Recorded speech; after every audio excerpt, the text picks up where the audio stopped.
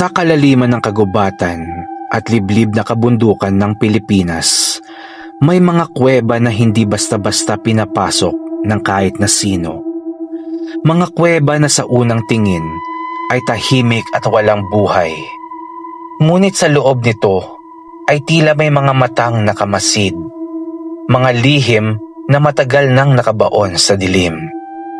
Sinasabing ang ilan sa mga kuwebang ito ay pinagpupugaran ng mga espiritu, diwata at kaluluwa ng mga ninuno.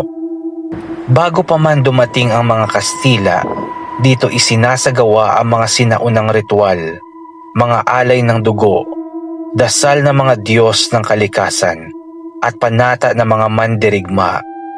Hanggang ngayon, may mga nakakarinig pa rin ng mahihinang bulong sa dilim. Amoy insenso na bigla na lang sumusulpot at malamig na dampi ng hangin kahit walang butas ang paligid.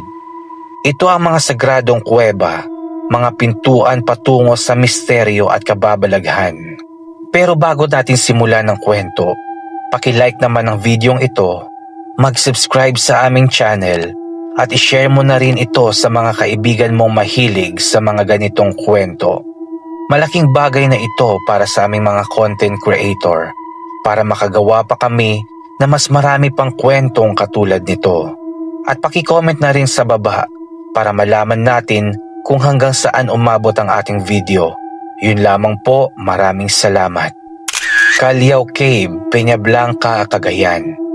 Matatagpuan sa Hilagang Luzon. Kilala ang kuweba na ito dahil sa mga malalaking kwarto na mistulang mga simbahan.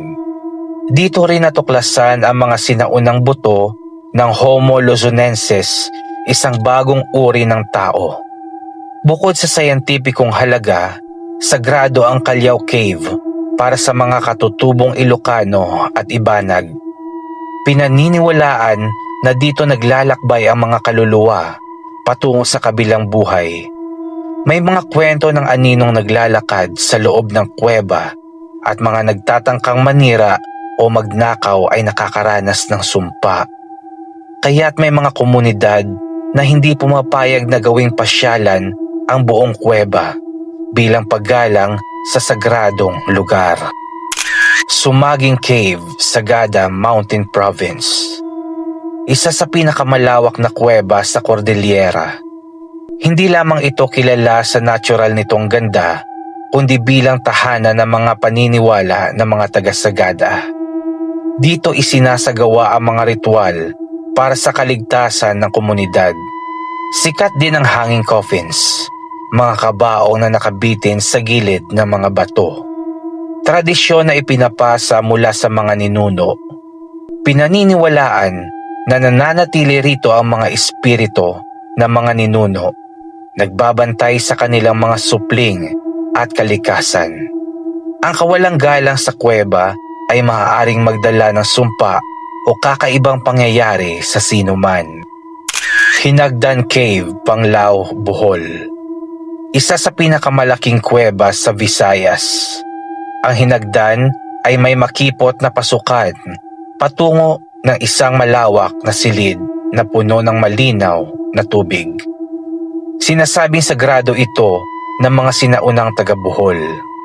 Dito ginaganap ang mga ritual para sa paghingi ng biyaya at proteksyon mula sa mga espiritu ng kalikasan.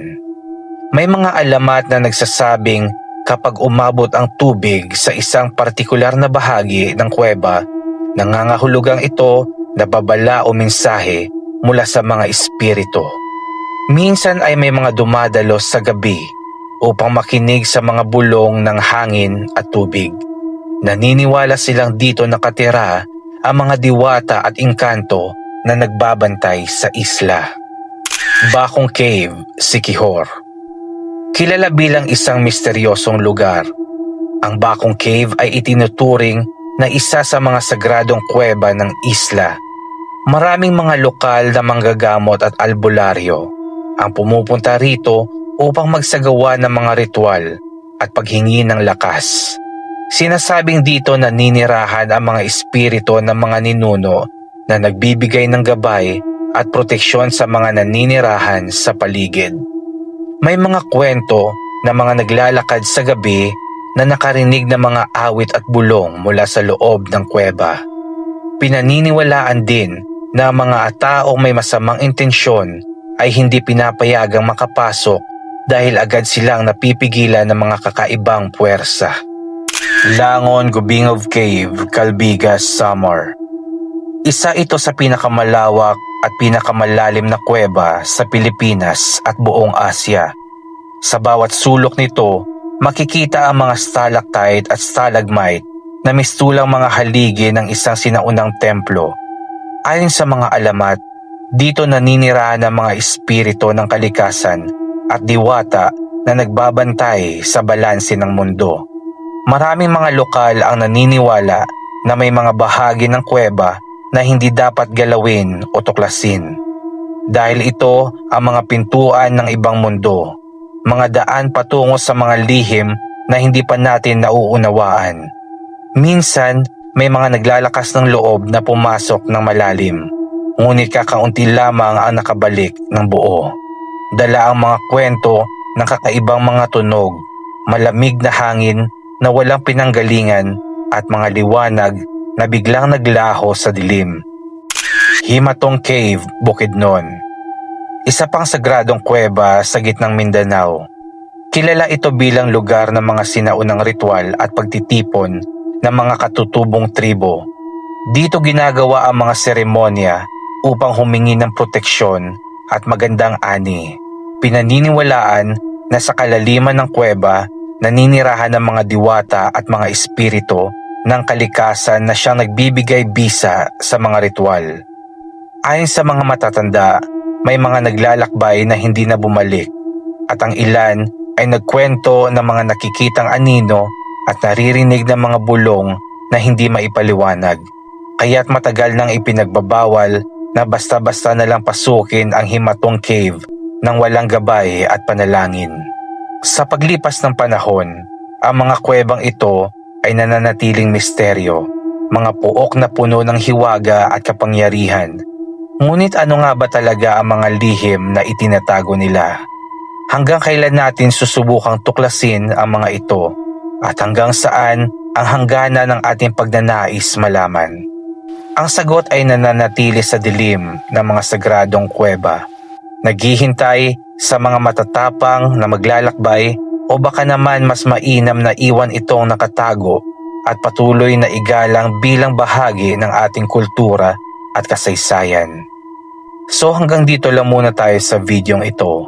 Kung gusto mong mas marami pang kwento ng kababalaghan, misteryo at katatakutan, huwag kalimutang mag-subscribe sa ating channel. Hanggang sa muli.